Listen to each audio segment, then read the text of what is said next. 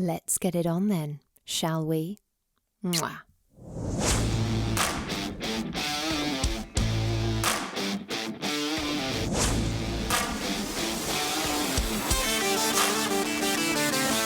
Welcome to Sex on the Peach, your weekly hump day dose of everyone's favourite untalked about topic, sex. Let's get honest, let's get open, let's get comfortable, and let's get into this week's show. Good morning, everyone, and thank you for tuning in to this Hump Day's episode of Sex on the Peach. I'm your host, Peach, and today we will be discussing sexual fears, or rather, things that can hold us back from feeling fully open and liberated within our sex lives. Within this episode, I'll be speaking on some of my own experiences and also answering some of your sexual fears that you have sent in. As always, I appreciate anyone who has felt able to do so and for trusting me to talk these through with you. So I hope there is some help to be taken from today in one way or another. Please do know that whatever you are experiencing or worrying about, it is and will be completely natural, completely normal, and there will be so many more people with the exact same concerns than you could ever even imagine. We're often brought up with the statement, a problem shared is a problem halved. But as we grow into adulthood, that for some reason seems to become more and more daunting. I personally think it's because we're taught that when we reach a certain age or a certain point, we're supposed to have everything together, when the fact of the matter is that will literally never be the case. And also not something we should really be striving for. And I say this because we need to be open to the fact that day after day, week after week, year after year, life will ebb and flow. Even in those times when we do feel like things are settled and in place, there's never any telling what the hell life is going to throw at us. And also just staying open to the fact that we as individual humans are constantly learning, constantly growing, and constantly changing. So when we start to feel insecure about voicing problems in general, the likelihood of us having the confidence to voice our fears, problems, insecurities about anything within the sexual space is low. But I promise you, sometimes just saying things out loud, just speaking things into some form of existence, you will immediately feel like a weight has been lifted. Because it's no longer this secret, uncomfortable thing that you're fighting or battling with alone. Yes, I obviously recommend that you speak about these things with people you can truly trust, and putting this information into someone else's hands can feel scary, let alone the actual fear itself that you're going to speak about.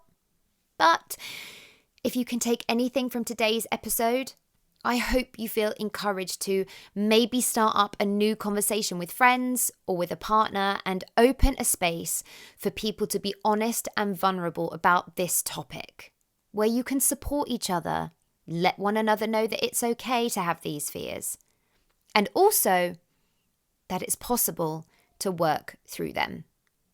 So, let's face the fear and do it anyway. Here is today's show, MissionScary and ClimAnxiety.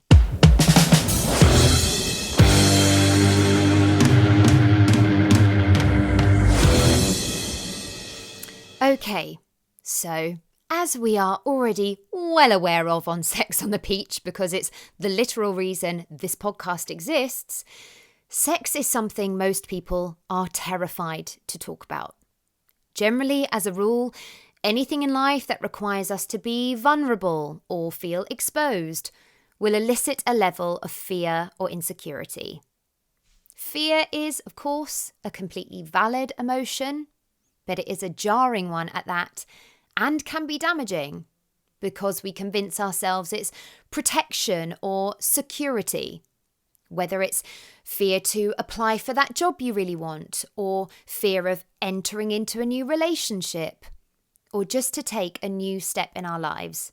It seeps into everything, and all it's really doing is holding you back. It's also hard to make logical or reasonable decisions through fear, because if you'll allow me to get scientific for just a tiny moment, when you're experiencing fear, a part of your brain, the cerebral cortex, basically shuts down. And yep, you guessed it, it's the part of the brain that takes care of judgment and reasoning. So all you're left with is the amygdala, the small emotional center of your brain, which immediately gets to work to try and set your body's response to fear into motion. I know that some people find science boring, but we are, of course, never taught just how much of a huge part it plays in our sex lives, in our sexual thoughts, in our sexual responses, in everything. So it's important. You're essentially sitting in a place of emotion with zero logic behind it. Sex is already an emotional space, so we're looking at emotion upon emotion here. So I get it. It can be terrifying. But you owe yourself and deserve to find the best way for you to move through this, because you deserve to live the sex life you want and desire. Imagine you've spent your whole life picking out your clothes and your outfits based on the internal thought of how other people will see you and what they will think about your fashion choices. And therefore, you're never truly wearing what you want to.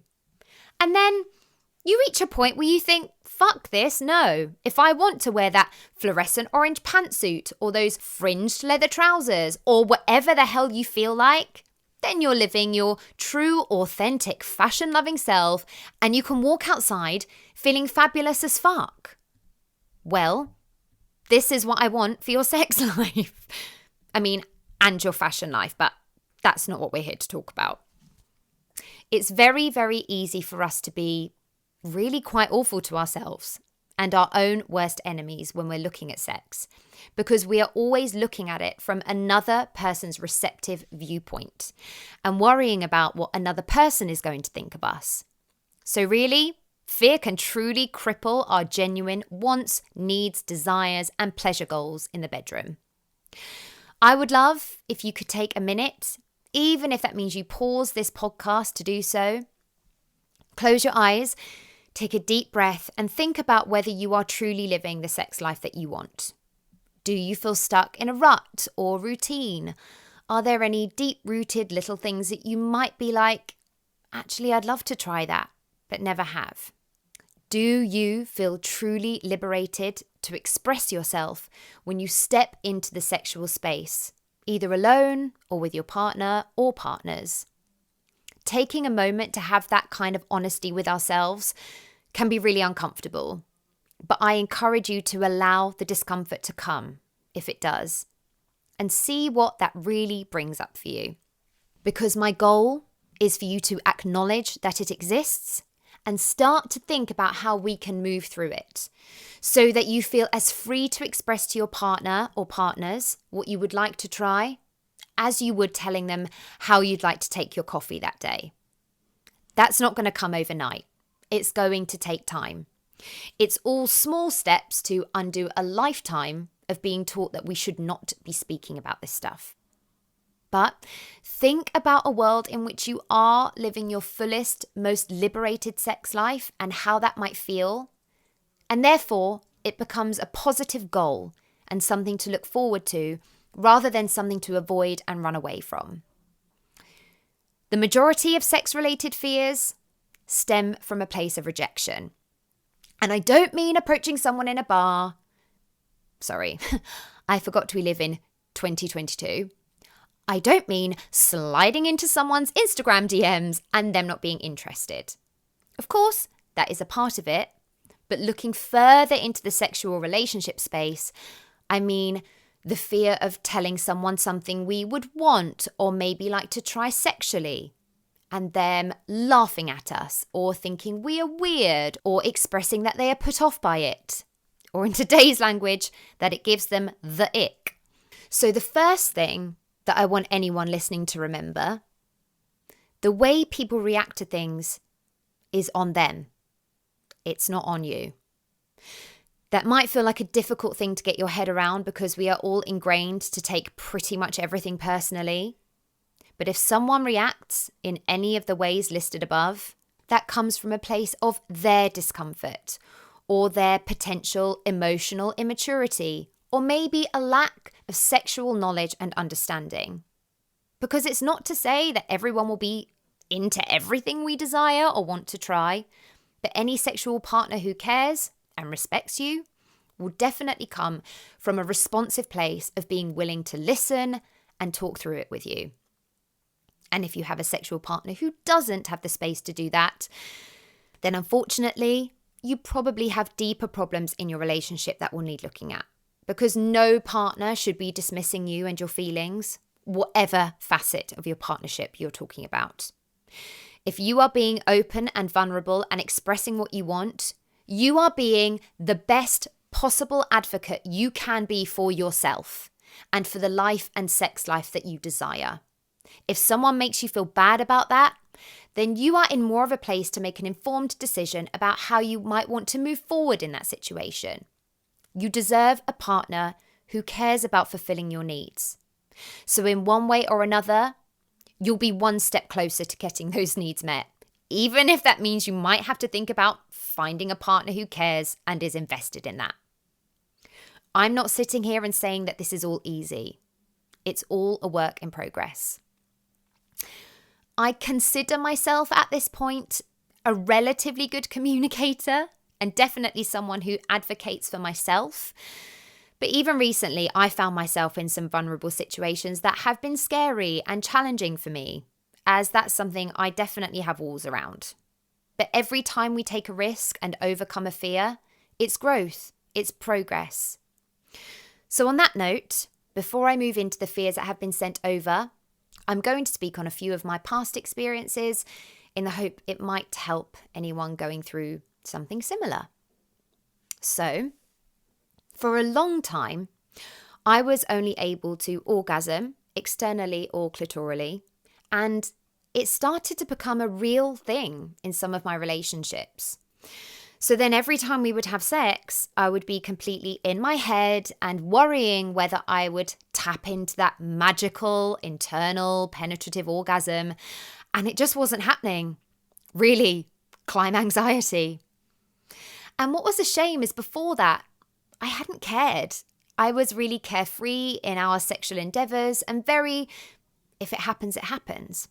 But ever since it became a problem for someone, it got in my head and for the longest time held me back from enjoying penetrative sex because it's all I could think about. In the end, I really had to take some time with myself because, as I've mentioned before, I can be very routine in my solo play and actually explore that properly, as I thought, once I figured this out for myself, I can then help my partner out, because I also appreciated they wanted to make that happen. But then we started putting in some teamwork to get there. And I have to tell you, it was some of the least sexiest sessions I have had in my entire life. And I don't mean that in a negative way. It was a means to an end. And I loved having someone who was in it with me. And it was funny and it was awkward because it was literally a case of figuring it out bit by bit. Using hands first and being like, okay, maybe there, yeah, kind of. Literally a constant conversation until we managed to find our way together and get there. It still isn't anywhere near as easy for me to orgasm internally, so it takes work. And I think people are afraid to have those moments where you're working through things like that because they can feel awkward and uncomfortable. But once we got there,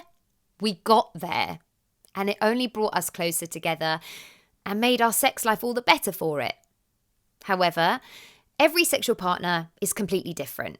So that also means just because I figured it out with one person and what worked for us does not mean it's a sure thing with the next. But it does mean that I felt a lot more comfortable having those conversations and having those times that are less than what a movie would consider sexy whilst we find our way together. And it also shows you whether a partner is invested in your pleasure or not, which is hella important. So allow yourself those less than sexy sessions. It's all a learning curve, and it will only make things better and more connected. I also thought, being a woman and a vulva owner, that the first time I had sex with another woman and fellow vulva owner, that I'd surely be a pro, right? Wrong. We don't even get good heteronormative sex education, but that is nothing compared to the minefield that is queer sex. And the fact you are offered literally no information about it whatsoever. You are truly left out in the rain to figure it the fuck out for yourselves. Something I am actively looking and hoping to change. But seriously, it's a mess. I have to be completely honest.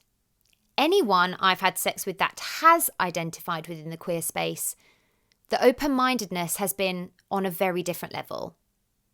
And I think it's because we've all had to work it out together, because we were given nothing. So, even though I'm a vulva owner and a masturbation queen, and I know how it feels to be touched as a woman, I was like, I have no idea what I'm doing. Way more than when I lost my virginity to a man and penis owner. Yes, I'd seen lesbian porn, but seriously, I felt clueless and weirdly more pressure to know what I was doing. But as with everything else, sexual encounters don't come with a map. And there was only one way through it, and that was, you guessed it, to talk about it. Did it ruin anything? No. Did my sexual partner run away laughing? No. It just allowed a space for both of us to express what we wanted or didn't want, what we were willing to try and experiment with, and also for me to be like, yo, just direct me seriously. The good news is, sex is largely intuitive, if you're actually paying attention, which you should be. So for anyone who finds themselves in the position that I was in, you may surprise yourself with how everything feels completely natural and easy once you get going. And it's just the same as feeling your way through a sexual experience with any new partner, whatever gender or sexual identity. All I can say, as always, is talk about it, talk about it, talk about it. It's going to be okay. And if it's not, they're not the sexual partner for you. My last sexual fear I'm going to speak on before I move into responding to the ones that I've had sent in today is one that I am actively still working on. I will go into more detail on this in an episode about sex after trauma, but I was in a relationship with someone who was quite heavily into BDSM. And that was a relationship that in its later stages became really quite abusive. I wasn't quite on the same level as that partner in terms of their desires within the BDSM space, but I was always open to trying and exploring because I like to try and find the things that can work for two people, even if you can't cover the entire spectrum. I'm also someone who is happy to play with the pleasure-pain line, and that used to be a huge part of my sexual practice. And usually when you're engaging in kinks or BDSM activity, the trust and communication is really on another level because you're truly putting your safety into another person's hands. So it has to be, and also has to come with a level of aftercare. However, this partner did not respect those boundaries, and there were plenty of times that I was left both physically and mentally scarred from our sexual experiences together. It was unsafe, it was disrespectful, and it was traumatizing. I have since had therapy for a lot of this, but I still have the fear of truly opening those doors with another partner, and that's something I have to be honest with partners about if there are things that they want to try that bring up traumatic or triggering feelings. So it means that stuff has to be taken even slower and even more carefully, which might feel like it isn't the rampant sexy activity that people imagine it to be, but it's necessary. It's something I'm continually working on and something I'm hoping I will get past at some point. All we can do is keep trying. It was important to me that I share these things with you today because I think it's easy for me to come on here and talk a lot and say, hey, do this, do that. But anything I've learned. And I'm still learning and going through all of the same things you are. I'm in this with you every step of the way. I don't have my sex life completely figured out. I don't know if anyone ever does. And so when I talk about ways to help not hold yourself back in sex, I am actively working on exactly that in my own ways also. I see you.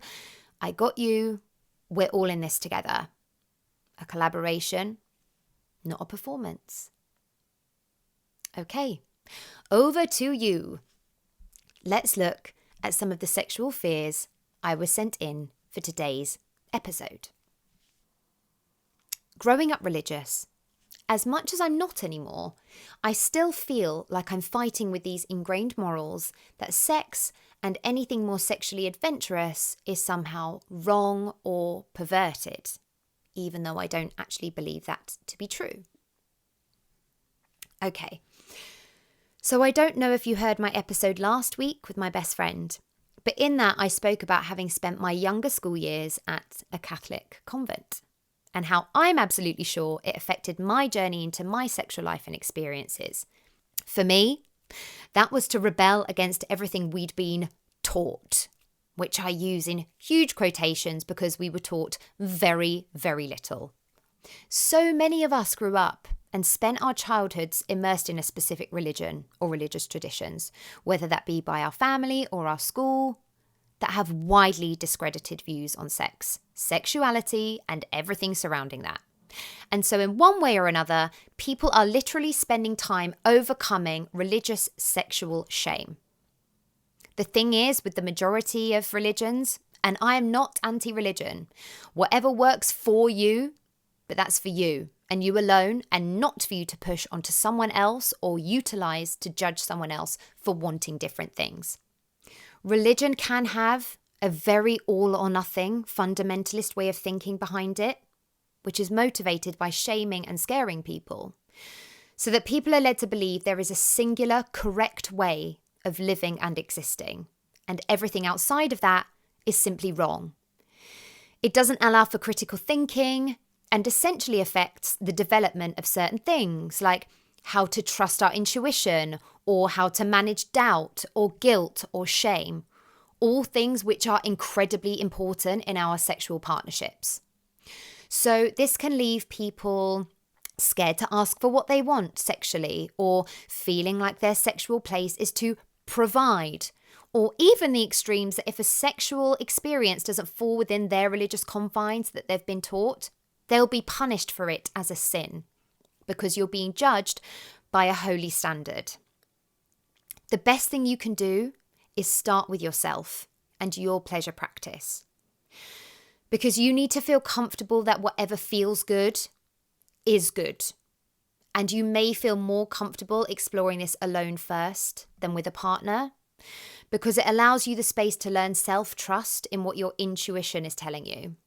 You need to find the way to trust in yourself that whatever your very natural desires are, do not harm you, do not harm others, or some higher power. They provide only joy and pleasure for you. So if something feels good for you, keep going. And if it doesn't, give something else a go. Listen to yourself, and trust that nothing you're doing is wrong. You are a sexual being, and experiencing pleasure is your right. And then you will hopefully find it easier to communicate these things with a partner. I would love to know that you have the space to communicate the way you're feeling to a partner in general. Therefore, if you do decide to try something new, you can take it slow and make it something you work on together so that you can learn and see that only good things can come from experimenting and exploring within our sex lives. Be patient and compassionate with yourself. Religious conditioning can be damaging because it's divisive and it can be unwavering. We aren't better people for choosing to live above our sexual urges. We're just holding ourselves back from living the way we deserve. Strongly religious people are actually at a much, much higher risk of experiencing or developing sexual disorders, and also much less likely to get help for them. and there are more people out there fighting their own sexuality for the sake of their religion than I can even bear to go into right now. It all, as always, comes down to a complete lack of sexual education. So changing the narrative for yourself is also a really good place to start. If we're ever taught to believe that whatever God we believe in is a loving God, then that God would be supporting sex as a loving and pleasurable experience. Next one. My weight, being a plus-size woman, the idea of someone seeing my body and being intimate is terrifying. So my best friend and I actually also spoke about this on last week's episode, as she spoke about being in a bigger body and how that had made her feel sexually. So I would recommend checking that out, as we did speak on it a fair bit. But this fear is so unbearably common, and I hate that we have lived and grown up in a society that makes anyone in a plus-size body feel this way. It really makes me unfathomably angry. Having sex for the first time with someone in general can be nerve-wracking, and if we're fixated on body concerns, it can absolutely magnify that. For a start, you do not need to be fully naked during a sexual encounter if you do not want to. I've previously revealed that that is not really my bag. I love wearing things during sex. For me, an element of mystery is just something I always find sexy. So I would take some time out for you and give yourself permission to find what makes you feel sexy in that respect. Try out different kinds of lingerie, or even something like a lace bodysuit, a silky slip, something that you can leave on during sex until you feel confident enough to be fully naked, if that's ever even what you want. If something makes you feel sexy, wear it. Good sex starts with confidence, so you just need to start taking some small steps to what will make you feel your most confident. We are all, especially women and vulva owners, so afraid of our bodies, but confidence, whilst easier said than done, is going to be your number one priority here. Find out what makes you feel best, from what you're wearing to even playing around with lighting, so that you have control over these elements. I promise you, you do not want to be having sex in the pitch black darkness, and you owe yourself better than that. But you can take charge in creating a lighting state that makes you feel at your best. Lamps, candles, they all create atmospheres that just make us feel more comfortable in the moment. And also, if you feel like you're in control of the logistics in the situation, that will in turn give you its own little confidence boost. If you ever do come across someone who thinks it's okay to judge or body shame, I would say make it a zero tolerance policy for yourself and say, bye-bye, get in the bin and not the recycling. We do not want you coming back. Thank you very much. I am quite firmly into our looks being a secondary product anyway. And so if you're with partners who appreciate you as the whole beautiful person you are, they won't be noticing the things that you are insecure about, because we are absolutely the ones who notice those things the most. I would recommend taking some time to truly look in the mirror and remind yourself that you and your body are worthy and deserving of pleasure, of appreciation, and of good sex. Our inner critic can be a killer, but it's highly likely that the last thing on your sexual partner's mind is going to be critiquing your physique. So take time to appreciate yourself before going into a sexual encounter. Stop seeing things that we've been taught as flaws and embrace every single inch as just another part that makes up the incredible, whole, sexy being that you are. If there are positions that make you feel specifically uncomfortable, if you're able to, communicate that. If you don't feel ready to do that, allow your space to take the control over the positions that you do move through. Because once you start to feel confident, you can continue to build on it and explore it more. Please just remember, you do not need to apologize for your body, ever. You are beautiful and you are sexy. Fear that my partner is comparing me to his previous sexual partners. This can be a really tough one, and I say this as someone who has been on the receiving end of it more than the other way around, just because I've had a fairly vast sexual past, and it has always been heartbreaking to hear someone I love and care about feel that way, because comparison is certainly not something I've ever invited or brought into the bedroom. And therefore, I would like to believe that other people wouldn't want to do so either, but I know it's not always that simple. If you have a relationship where you can and want to communicate about each other's pasts and previous partners, that can be great because it opens channels of communication that are never a bad thing. But there definitely needs to be an element of sensitivity around these things because it can easily bring up feelings of insecurity. And if you haven't communicated about it and you feel like you want to, set some boundaries and ground rules for yourself before doing so. There are things that are relevant and important to be spoken about.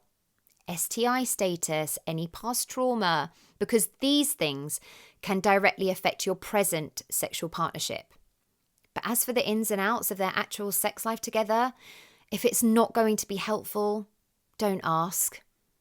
A really, really weird thing for any of us to get our heads around is that with every sexual encounter we have, we learn and we grow. Well, we should anyway. So, yes, there may be things they bring to the bedroom that they have learned from previous relationships, but that's not a bad thing. You will most likely be doing the same thing. And as we grow sexually, we realize what feels good and what doesn't, and we do tend to take that into our next relationship. So as long as you are having a good and satisfying sex life with each other, that's all that matters, as it may be our previous experiences that even got us there. Also remember that the exact chemistry you share with your partner is completely unique. There is no one else like you. And so your sex with your partner is your sex with your partner as its own beautiful thing.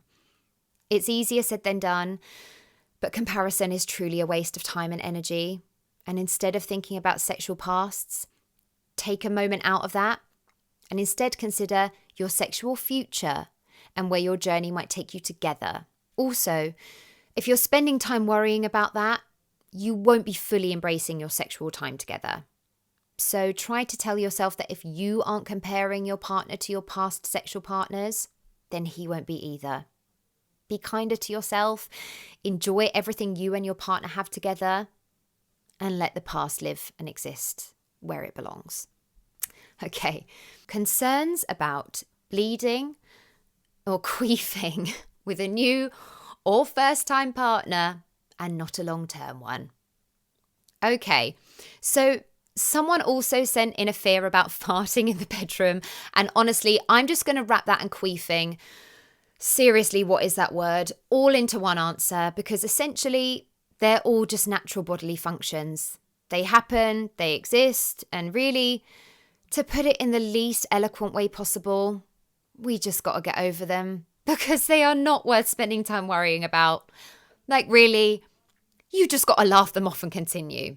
If we're really going to talk about queefing, it's completely normal and you shouldn't be concerned about it.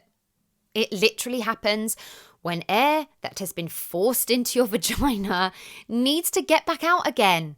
So if you're having penetrative sex and you're thrusting away, it's going to repeatedly push air into you. Like it's not a black hole or an endless cavern. In the majority of bodies, the vagina ends at the entrance to the uterus or the cervix. So guess what? It's got to come back out. I've had sex before where it has literally felt like I have an actual air bubble inside of me because of it. Not my fave, but it is what it is. Like, yep, sure, it can make a funny noise when it comes out, but it is certainly not worthy of getting in the way of your sexual experience. And it happens to everyone, I promise. If the first time you have sex with a partner, you want to minimize the risk of it happening, you can try to do this by slowing down the pace a bit. You can change the angle of entry with pillows or choose a position that you know is less likely to make it happen. Thrust less deeply. And you can also play around with using a little bit more lube because that can help too. Switching it up a lot can increase the likelihood of it happening. So you may also want to reduce the amount of positions you move through on your first encounter. Like really, hopefully, you're having sex with people who are the tiniest bit mature. And so just be prepared to laugh it all off. Sex involves our whole bodies. That includes its fluids, its functions, and queefing is something that is literally exacerbated by sex. Sex is also playtime. And so if you can introduce a bit of laughter into your sex life, it's only going to enhance it anyway. Sex can be super awkward in many ways. Bumping heads, positions that just don't work, ending up with lube all over your hands and not knowing what to do with it. It is not some picture perfect thing that we see in movies. It's messy, it's funny, and getting through these slightly uncomfortable moments is only going to create better connections. It also lasts like a second, which is nothing in comparison to the amount of time you actually spend having sex. Queefing, farting, if it happens, it happens. Laugh, let it go, continue. I promise, it's fine. When it comes to bleeding, if you find that you are bleeding frequently after sex, I would highly recommend visiting your doctor just to completely check that everything's okay. Because it happens sometimes, sure, but if you feel like it's a risk of happening every time you're having sex and that's why you're nervous about it happening with a new partner, please do get that checked out and please stay on top of your sexual health appointments. It's really important. However, it's certainly not something a partner should be bothered about in the moment because we're adults. Periods happen. Bleeding after sex happens. If you have a feeling it could definitely happen and you feel comfortable to, communicate beforehand that it sometimes happens and ask if you can maybe throw a towel down. But please don't spend your sexual encounter worrying about it. We can deal with semen. We can deal with a little blood. If a new partner has issues with things like that are completely natural and completely normal, then again, there's a lack of sexual maturity and understanding that needs to be acknowledged and looked at. Please do not let these very, very common things that our bodies do hold you back from enjoying yourself sexually because they happen to all of us. You're in good company, I promise. Anxiety over penis size. Okay, so I received this one well over 10 times. And in the same way that I hate that we've grown up in a society that makes people feel like there is one ideal body type or shape, I also truly hate that we've been taught that bigger is better when it comes to penis size. But listen, penis shame is real. I can tell you this, men and penis owners worry far, far more about penis size than a female and vulva owner partner does. I would also hope and presume that if you have male and penis owner partners, they will also worry and care even less so, because if someone owns a penis themselves, then they should appreciate and empathize with the pressure and the bullshit surrounding the whole topic. The average penis size, when erect, is 5.2 inches. That's the average. So yes, there are penises bigger than that, but there are also plenty that are smaller.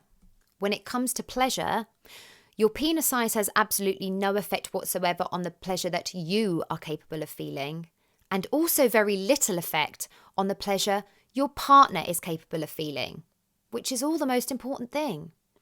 Having a bigger penis does not equate to more pleasure during a sexual encounter. If you have sex with women and vulva owners, I really implore you to remember that for the vast majority, penetration is not the most sexually pleasurable activity for them. That's not to say we don't love it and enjoy it, but the majority of nerve endings for a woman and vulva owner are found in the clitoris. And the nerve endings that are found internally in the vagina are positioned in such a place that deeper penetration doesn't make all that much difference or create more pleasure. When it comes to penetration, the difference may come from a feeling of fullness, but in terms of pleasure, it makes little to no difference. And penis size has literally no effect whatsoever on clitoral stimulation, which is mostly where the magic happens. I promise, women and vulva owners do not care anywhere near as much as you think we do. And as I mentioned in the body image question above, anyone who thinks it's okay to body shame you in any way needs to be let go and moved on from, because we don't tolerate that in these parts. If you sleep with men and penis owners, especially if you are what is considered a top, from what I understand, obviously it's not a topic I can speak on from experience. So from what I know from conversations with male and penis owner friends of mine who have sex with other penis owners, a smaller penis can be preferred. Anal sex takes a lot of preparation. And even then, the rectum does not have the stretching capabilities of a vagina. So a smaller penis can feel more comfortable than a larger one. I've had sex with a hell of a lot of different penis sizes, and I've personally had more challenges with people who are larger, because for me it can be a little painful and also just a bit limiting in terms of positions. But as with everything, we've worked through it together and found what feels pleasurable for us both. And that's been the case for every size and every shape and every penis. You work together and you make it work. When you feel the anxiety start to creep in, take a second to think about whether you would enter a sexual encounter with the intention or the thought to judge a partner on their penis size or their vulva or any other body part. Really, we want to be seeing our sexual partners as whole entire beings, not as singular body parts. I know that sometimes porn can play a part in this for men and penis owners too. So please do remember that porn actors are mostly specifically hired to have large penises. So if you're consuming a lot of porn, it can become very easy to start seeing this as normal. But it's completely skewed, as is a lot of stuff that is related to porn and real sex. And if it's getting into your head, then I really recommend taking a break from watching it, because it's just not real. I really mean this. No one is ever going to think about the size of your penis as much as you, whatever size you are. And you owe it to yourself to own what you've got, focus on your partner's pleasure, invest in the moment, and then everyone is having a good time. We have to get past this size nonsense, because it really just doesn't matter. Can you stop having sex midway if you're just not into it or can't get into the headspace? Absolutely. No one should ever want to have sex with someone who isn't into it or doesn't want to for any reason. This comes back to basics. Consent is everything. And therefore, if you are having a sexual experience and it's not for you, you have to communicate that. Yes, it can feel awkward and uncomfortable, but when it comes to sex, your partner or partners need to respect you, and consent is the very base foundation of that. The first time you have that conversation may feel daunting, but once you've spoken it out loud and put the information out there, you will feel so much better for it. Again, if you have a partner who is not supportive of that, there are deeper rooted issues that need addressing, because it should not be an issue. If it's something that's happening fairly regularly, it might be something you need a deeper discussion about, as it may mean you aren't feeling pleasure from the experiences you're having. And that's definitely a cause for conversation as to how those sexual experiences can be better for you. But listen, we all have days where we're just like, nope, not for me today.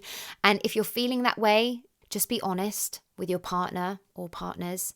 And also, when we have partners who are understanding and respectful of our needs, that's sexy and only enhances our sexual connection with them anyway. So the answer is yes, you can. You don't ever have to have sex when you're not into it. There's a few other fear-based questions that came through, but they are going to be much more helpful to input into upcoming conversations I have with guests very soon, who will be able to answer them from specific personal experiences, which I know will be much more beneficial to you. So please keep tuning in, and I promise you they will be acknowledged and be answered. Before we go, some other super common sex fears that we haven't touched on today, but that you may be experiencing. That sex will hurt. Sex shouldn't hurt, but sometimes it does. Make sure you take it slow, use lube, loads of it if you want or need, and keep communicating. No partner should want you to be in a position that's causing you pain. Fear of not being good. Anyone who has listened so far will know that I am anti using words like good or bad in bed. All we have is what works or doesn't work for us. Sometimes we're just not compatible with another person, and that's okay. And remember, it's a collaboration, so pay attention to your partner, communicate with them, and create an environment where you are invested in each other's pleasure. Sex is supposed to be fun. It is not a test. Fear of STDs. This is super common and also valid. We desperately need to remove the taboo and shame around STDs as a whole. If you can catch a cold from someone sneezing on you, of course we can catch things by rubbing our genitals on each other and putting them pretty much everywhere. If they weren't considered so shameful, people would feel more comfortable and confident in being open with people about them. But you should have an honest discussion with your partner or partners. Make sure you test regularly and stay safe in your sexual practices. Saying or doing something awkward. I mean, it happens. Sex isn't perfect. It's not choreographed. Laugh it off. Move on. And lastly, fear of what to do after sex. Everyone has a different preference of aftercare. Some people like to cuddle. Some people like to take some time out. Women and vulva owners, I'm going to recommend you haul ass to the bathroom and pee, because we all know we've got cystitis just waiting to happen if we don't. Some people want to sleep. There are definitely options. And as with everything else, ask, communicate. You might have different preferences, and if you're looking to a relationship with that person, it will need to be addressed. You might want to talk about what felt good, or even what you'd like to try next time. A little sex review, if you will. But just talk it out and enjoy your post-orgasm, hopefully, glow. All of these fears are completely normal, completely natural, and unbelievably common. And no matter what your worry is, the best thing to do, just talk. Whether that's with the person you plan on having sex with, really the most important one, or a friend, or even a sex therapist if you feel that might be necessary.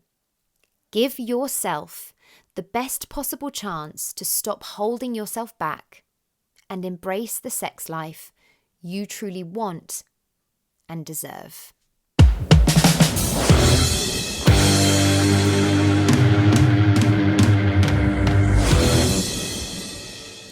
So, there we go.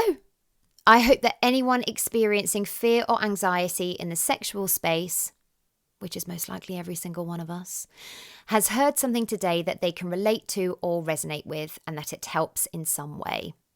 For something that is supposed to be enjoyable and fun, sex sure comes with a lot of stress.